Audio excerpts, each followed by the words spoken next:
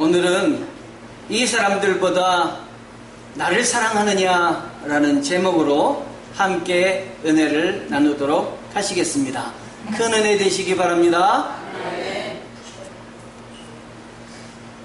제가 토요일날 이 평내여평에 오기 위해서 용산에서 ITX 기차를 탔습니다. 그랬더니 전부 젊은이들 투성이었어요. 그것도 혼자 탄 젊은이들이 아니라 커플로 쌍쌍 타서 춘천이나 가평이나 이런 데를 놀러 가는 것 같아요. 그래서 여기저기서 웃음소리가 막 들립니다.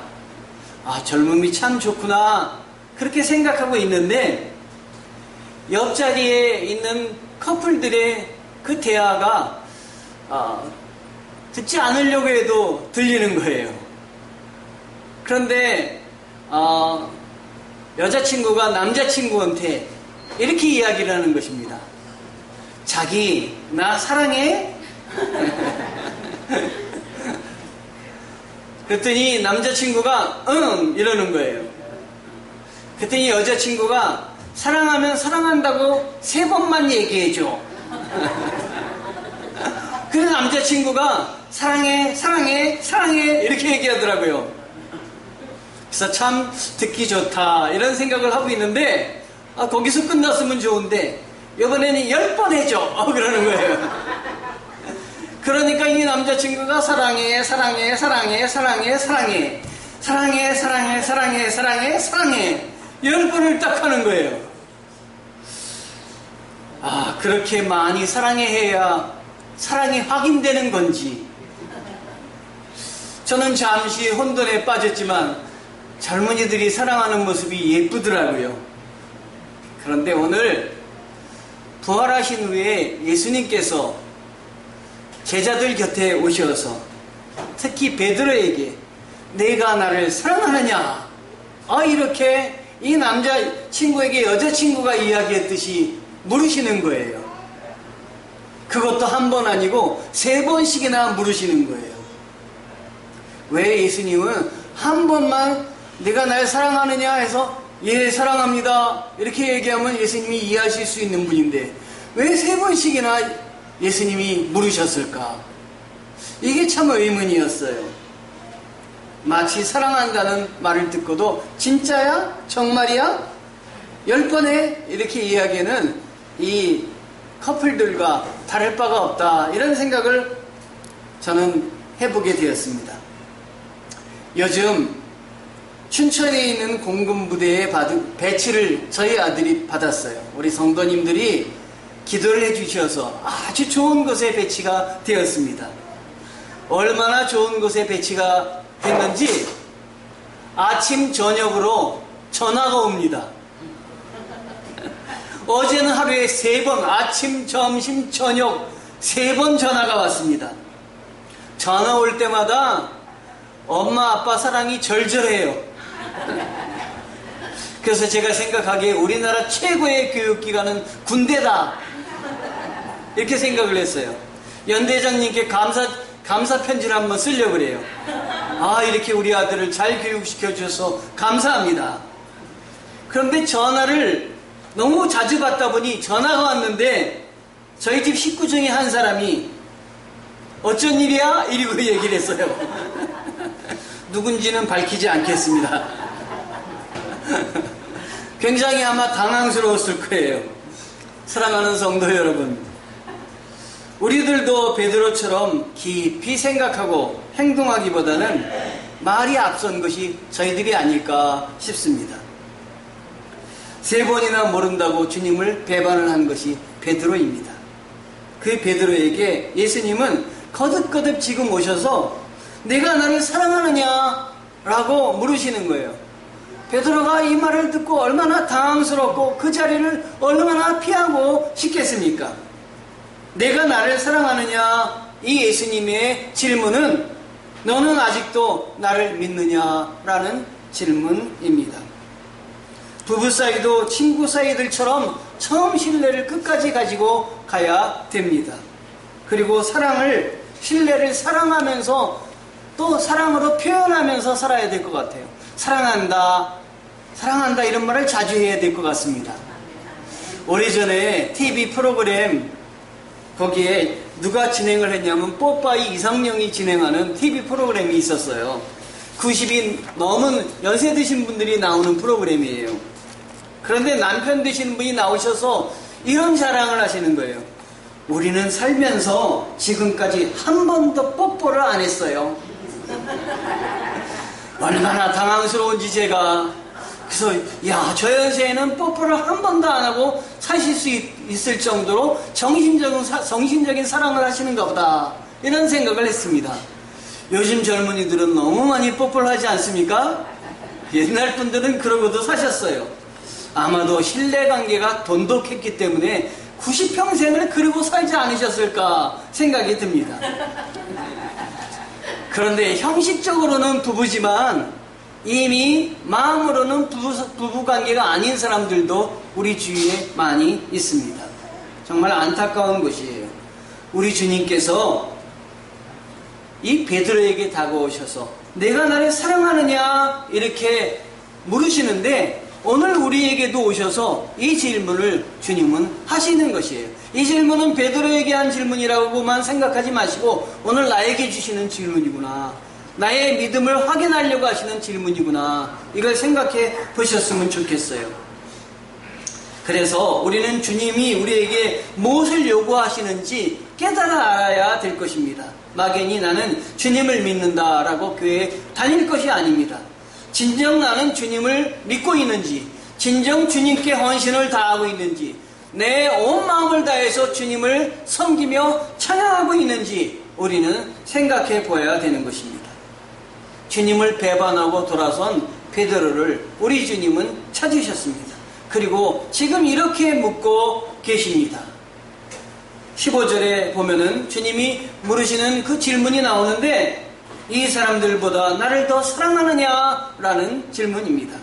그들이 저 밥 먹은 후에 예수께서 시몬 베드로에게 이르시되 요한의 아들 시몬아, 내가 이 사람들보다 나를 더 사랑하느냐 하시니 이르되 주님 그러하나이다. 내가 주님을 사랑하는 줄 주님께서 아시나이다. 이르시되 내 어린 양을 먹이라 하시고, 주님이 이렇게 내가 나를 더 사랑하느냐라고 이렇게 말씀하신 것은 이 베드로를 정말 궁지로 몰려고 하시는 것이 아니에요.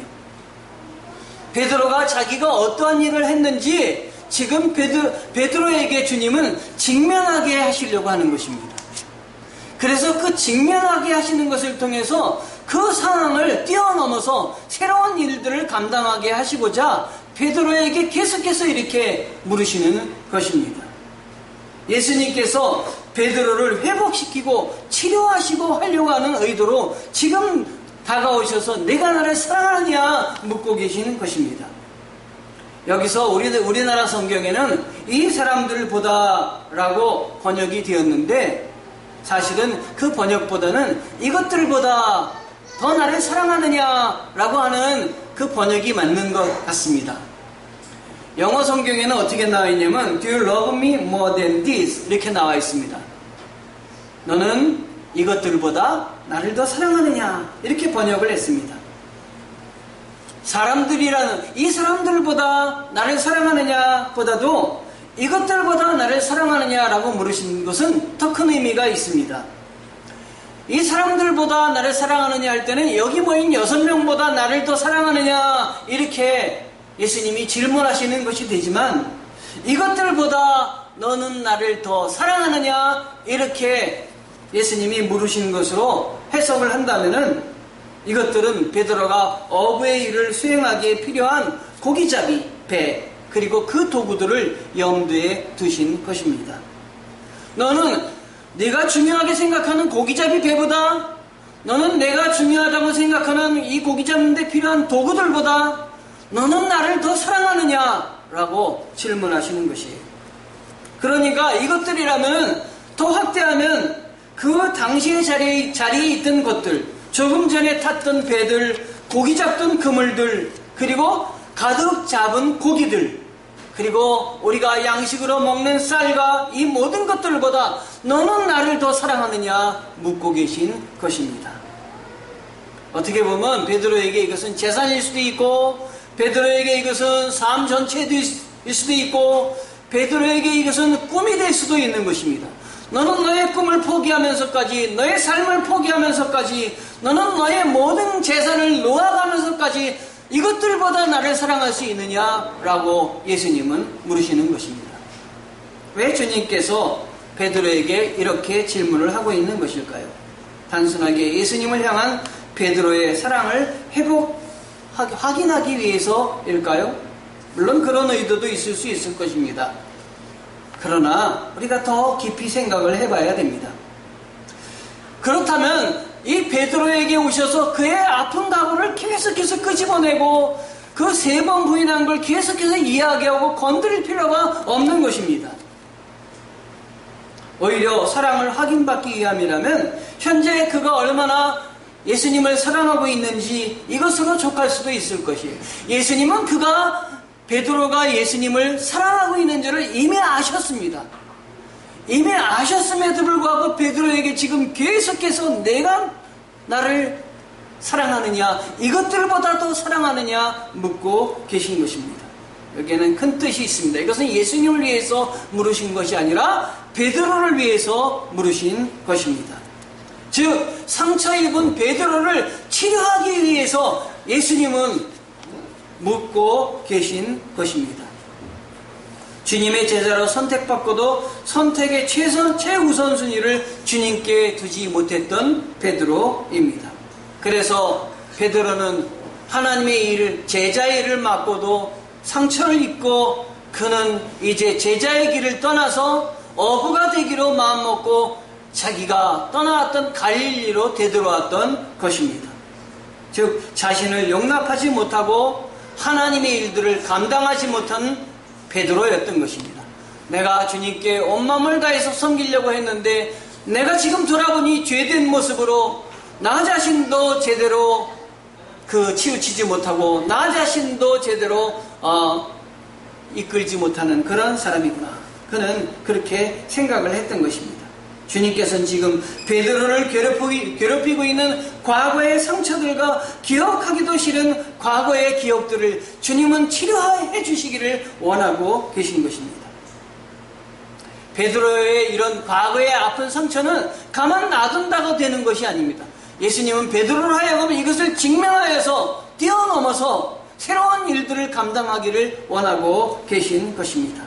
그래서 직접 찾아주셔서 내가 이 사람들보다 나를 더 사랑하느냐 묻고 계신 것입니다. 상담으로 따지면 직면 기법을 지금 예수님이 쓰고 계신 것입니다. 그런데 직면 기법을 쓸 때는 아주 몰아치는 것입니다. 그래서 그 사람이 스스로 그 자기의 문제를 직면하게 하게 하는 것이 직면 기법입니다. 그런데 직면 기법은 또 하나가 있습니다.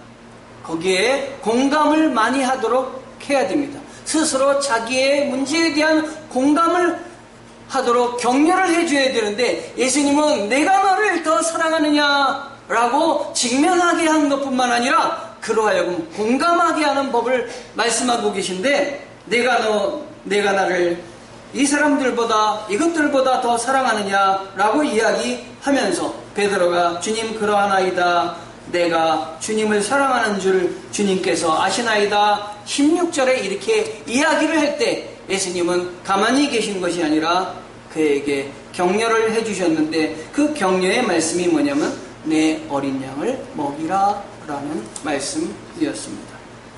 예수님은 이 말씀에 내가 진정 나를 사랑한다면 과거의 나와의 약속에 대한 너의 실패에 얽매이지 말고 다시 너의 소명을 회복하라 라는 말씀인 것입니다.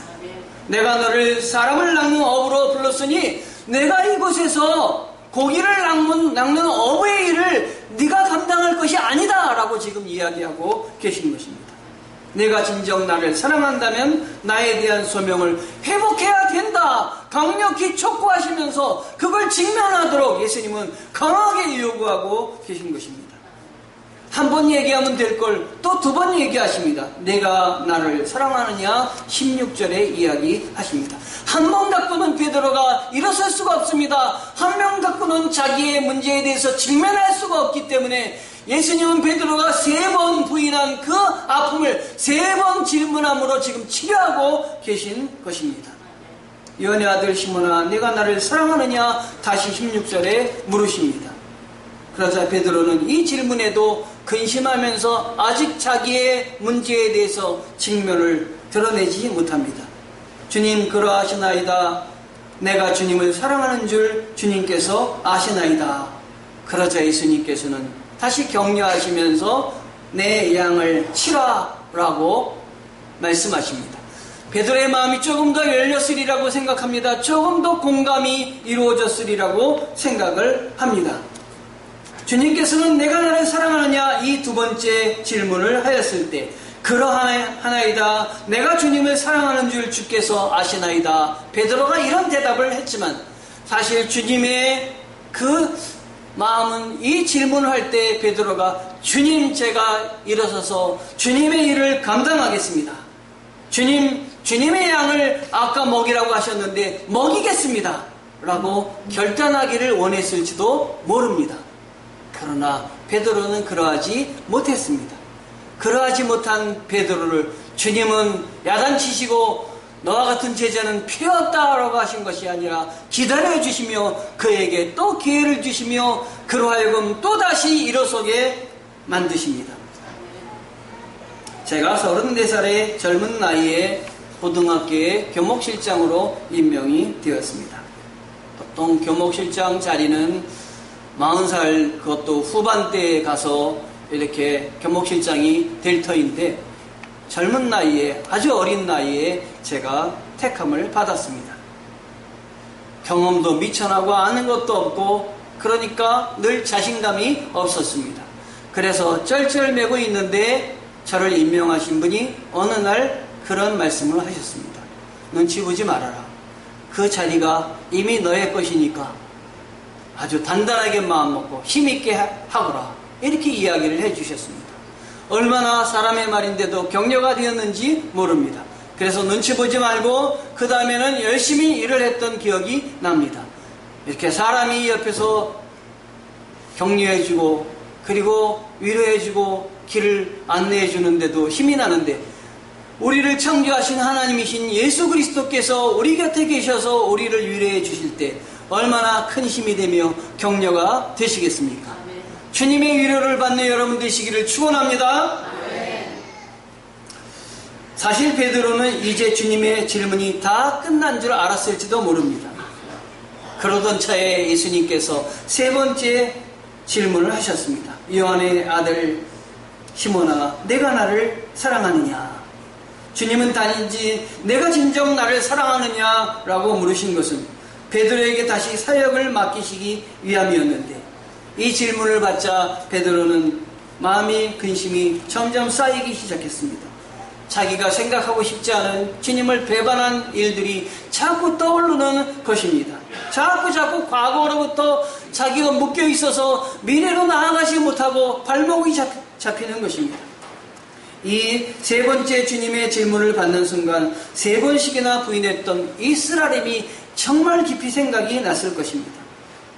우리에게 있는 상처를 주님은 그냥 덮으시는 것이 아니라 그것을 싸매시고 치료하셔서 딛고 일어서기를 원하십니다. 우리는 직면해서 극복을 해야 됩니다. 고통스러운 침묵의 시간이 흐른 뒤에 베드로는 진지하게 주님께 고백을 합니다. 주님, 모든 것을 아시오매 내가 주님을 사랑하는 줄을 주님께서 아시나이다. 17절입니다. 여전히 주님께서는 실패한 자신을 사랑하고 있음을 이제 베드로는 그의 마음을 열어 대답해 드림으로 주님의 마음이 얼마나 큰지 받아들였던 것입니다. 주님은 꾸짖음이 아닌 치유하시고 용서하시는 주님이심을 이 베드로는 알았던 것입니다. 비록 과거의 배반과 실패로 그가 갈릴리로 돌아와서 다시 어부가 되고 다시 고기 잡으러 가는 그였고 그의 동료들도 다 그러해야 했지만 주님의 제자로서 자격이 없다고 생각하는 순간 주님은 찾아주셔서 베드로에게 비록 부족하지만 여전히 내가 너를 사랑하노라 말씀하고 계신 것입니다. 여러분, 신앙은 내심으로 그러므로 하는 것이 아니라 주님의 부르심에 응답해서 따라 나서는 것이 신앙인 것입니다.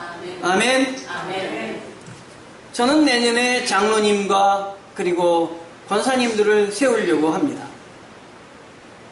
어떤 분들은 너무 빠르지 않느냐 이렇게 말씀하시는 분들도 계십니다. 그런데 제가 하나님의 일꾼 목사가 될 때 내가 완전해서 목사가 된 것이 결코 아닙니다. 주님이 나를 사랑하셨기 때문에, 주님이 나를 세우셨기 때문에 안 된 나도 감당하고 있습니다. 지금도 감당하고 있습니다. 주님의 기준에 보면 훨씬 못 미치지만 주님이 사랑하셔서 나를 세우신 것입니다. 그러므로 저도 주님의 방법으로 일꾼들을 세우려고 합니다. 완벽해서 세우는 것이 아니라 세우면 주님이 완벽하게 해주신다. 믿기 때문인 것이죠. 내가 완벽해서 쓰는 것이 아니라 하나님이 나를 세우셔서 나에게 힘 주시리라 믿고 일들을 감당해야 되는 것입니다. 제가 글을 읽다가 이런 글을 읽었습니다. 최효섭의 명상록인데 다시 거듭나게 하소서라는 글입니다. 땅만 내려다보고 허무함을 찾아 헤매던 내가 높은 곳을 바라보는 독수리로 다시 나게 하소서. 남의 약점과 실수를 기뻐하는 내가 상처를 싸매주고 함께 우는 자로 다시 나게 하소서. 울적하고 고독하여 한숨 짓는 내가 이웃까지 즐겁게 하는 종달새로 다시 나게 하소서. 욕심껏 내 뜻대로 망아지처럼 뛰던 내가 아버지 뜻에 행복하던 예수를 닮게 하소서. 움켜쥐는 것을 인생의 성공으로 생각하던 내가 나를 비우고 내어주는 사마리아인이 되게 하소서. 나의 작은 상자에서 벗어나 넓게 보고 높이 볼 수 있는 새 사람으로 다시 나게 하소서. 내 마음이 언제나 평화롭게 하시고 십자가를 찾아서 지게 하시며 비구름을 뚫고 소망의 태양을 보게 하시고 죽음이 영생의 출발이 되고 무덤이 천국의 문이 되는 부활의 새벽을 나에게도 주셔서 고치 벗은 나비처럼 다시 나게 하소서. 다시 사신 주님, 나를 다시 나게 하소서. 아멘. 아멘. 오늘 사모님이 기도를 하셨는데 그 전에 우리 조정민 집사가 찬양하고 기도를 했어요.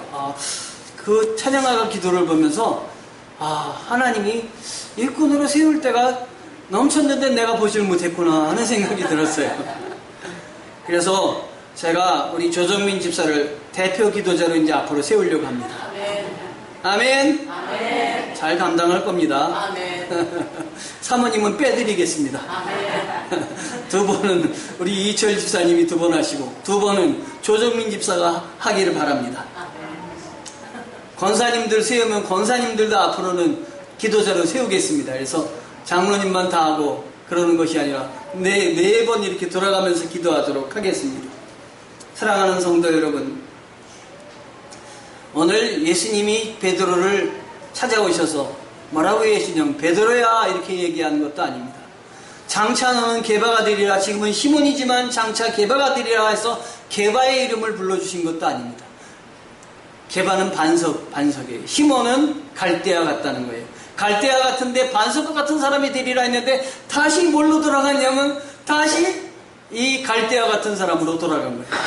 그런데 다정하게 예수님이 찾아주셔서 반석아 그런 게 압력을 주신 것이 아니라 이 갈대아 같은 시몬아, 내가 너를 이해한다. 내가 너를 사랑한다.